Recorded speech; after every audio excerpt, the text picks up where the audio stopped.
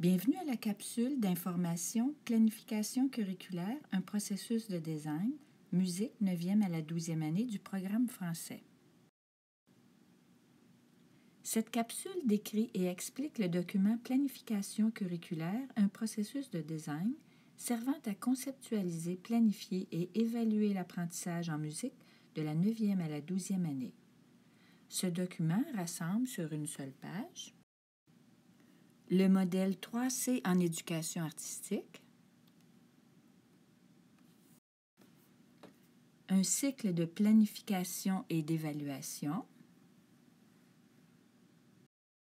des informations clés au sujet des pratiques d'évaluation, incluant une liste d'outils d'évaluation, les 4 volets, leurs énoncés, ainsi que les 13 apprentissages récursifs. L'apprenant au centre du curriculum, des questions de réflexion pour considérer la façon dont les apprentissages récursifs se manifesteront, ainsi que les preuves d'apprentissage qui seront utilisées à des fins d'évaluation. Cet outil de planification curriculaire est lié au cadre manitobain en musique de la 9e à la 12e année. Le document cadre ainsi que tous les documents d'appui sont disponibles sur le site d'éducation musicale du ministère.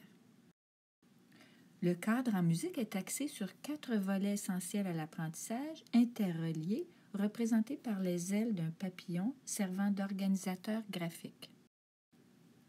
Les pratiques et les compétences importantes dans l'apprentissage de la musique sont élaborées dans chacun de ces volets essentiels. Chaque volet compte 3 à 4 apprentissages récursifs. Au total, dans le cadre, il y en a 13. Ces volets essentiels et leurs apprentissages ne visent pas un ordre particulier, mais permettent plutôt d'accéder librement au cadre en musique par différents points d'entrée. Une interaction complexe de facteurs affecte l'apprentissage de l'élève. Le modèle 3C en éducation artistique définit les facteurs essentiels pour une conceptualisation efficace de l'apprentissage et des cours en éducation musicale. Ce modèle doit être polyvalent pour répondre à la diversité des contextes, des communautés d'apprenants et des approches de mise en œuvre du cadre en musique. Les composantes du modèle 3C sont la communauté d'apprenants, les contextes et le curriculum. La communauté d'apprenants inclut les caractéristiques de l'apprenant ou du groupe d'apprenants, c'est-à-dire leur identité, leurs intérêts, leurs forces, leurs connaissances et leurs expériences antérieures, leurs besoins et leurs défis. Divers contextes à considérer font partie du modèle 3C. Le contexte d'apprentissage peut inclure une grande idée, une enquête, une problématique, un thème, un texte artistique, un artiste, un style, etc. Il peut aussi établir des connexions curriculaires avec d'autres disciplines artistiques, d'autres matières scolaires. Il peut être relié à certaines compétences interculturelles, à la construction identitaire, au développement durable, à la justice sociale, à la langue, aux perspectives autochtones, à l'intégration des technologies de l'information et de la communication, etc. Les contextes scolaires et communautaires sont aussi importants. Par exemple, les priorités de la division scolaire ou de l'école, l'environnement physique, l'environnement social, l'accès aux TIC, les horaires, les ressources communautaires, les artistes locaux, etc. Le curriculum est une composante essentielle puisqu'elle sert de fondement aux apprentissages et aux cours de musique. On retrouve dans le planificateur curriculaire un cycle de conceptualisation de l'apprentissage et de l'évaluation basé sur les 4 volets essentiels et les 13 apprentissages récursifs correspondants du cadre en musique.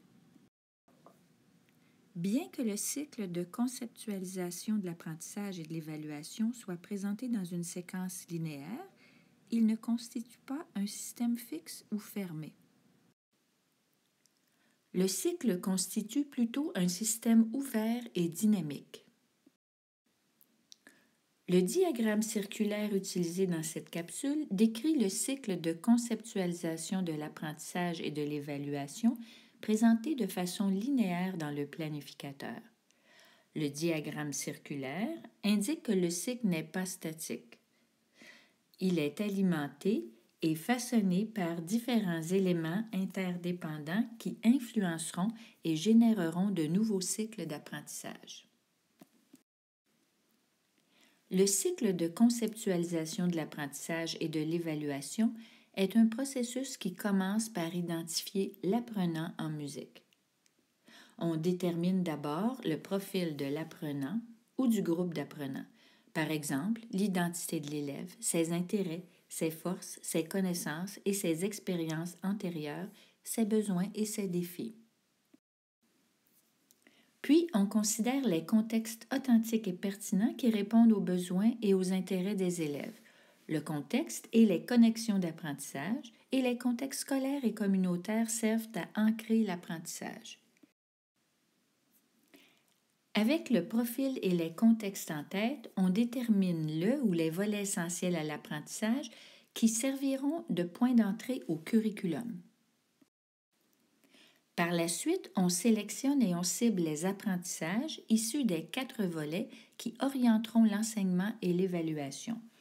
On regroupe par la suite ces apprentissages de façon pertinente dans un parcours en échafaudant les expériences et les pratiques artistiques tout en restant flexible dans sa planification. Par exemple, une expérience pourrait intégrer les apprentissages des volets faire 2 et 3, établir des liens 3, créer 1 et réagir 1 et 2. Les parcours d'apprentissage peuvent être conçus avec la collaboration des apprenants tout en restant flexibles et en permettant l'émergence de nouvelles trajectoires d'apprentissage. Par la suite, on identifie et on utilise les preuves d'apprentissage liées à l'évaluation formative ou au service de l'apprentissage afin de déterminer les prochaines étapes. Des critères pour l'évaluation peuvent être établis ou co-construits avec les apprenants. On identifie et on utilise aussi les preuves d'apprentissage liées à l'évaluation de l'apprentissage, c'est-à-dire l'évaluation sommative, en s'assurant qu'elle cible les apprentissages récursifs du cadre. Quand les apprentissages récursifs sont revisités dans divers contextes et de différentes façons, l'apprentissage se raffine et se complexifie avec le temps et les nouvelles expériences. 3 dimensions d'apprentissage et leurs indices de cheminement respectifs du cadre conceptuel de la progression de l'apprentissage en musique peuvent être utilisés pour évaluer et décrire la progression des apprentissages. Ces 3 dimensions sont l'ampleur, l'approfondissement et la transformation. Pour plus d'informations, veuillez consulter l'annexe A du cadre en musique. Pour recommencer le cycle, on planifie d'autres expériences d'apprentissage à venir tout en consolidant et en réinvestissant les apprentissages acquis. Les informations clés au sujet des pratiques d'évaluation ont pour but d'aider l'enseignant à planifier l'évaluation au service de l'apprentissage, l'évaluation en tant qu'apprentissage et l'évaluation de l'apprentissage. Une variété d'outils sont suggérés et ont été pensés en fonction des besoins d'évaluation en éducation musicale. Vous venez de visionner la capsule qui décrit et explique le document Planification curriculaire, un processus de design, musique, 9e à la 12e année du programme français. Pour avoir plus d'informations à propos de la philosophie, de la raison d'être, de la nature et de l'importance d'une éducation musicale de qualité, ainsi que l'utilisation du papillon en tant que métaphore et organisateur graphique, visionnez la capsule Aperçu du cadre en musique de la 9e à la 12e année. D'autres capsules décrivent et expliquent la conceptualisation de cours et d'apprentissage en musique, l'outil de conceptualisation de cours en musique 9e à la 12e année et l'outil de conceptualisation de l'apprentissage en musique 9e à la 12e année.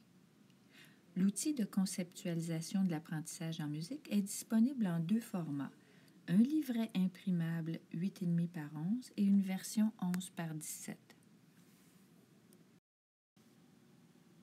Merci pour votre intérêt envers le cadre en musique de la 9e à la 12e année.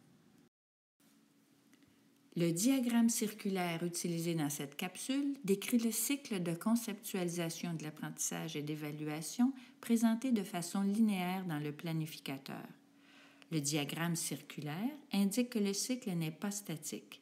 Il est alimenté et façonné par différents éléments interdépendants qui influenceront et généreront de nouveaux cycles d'apprentissage.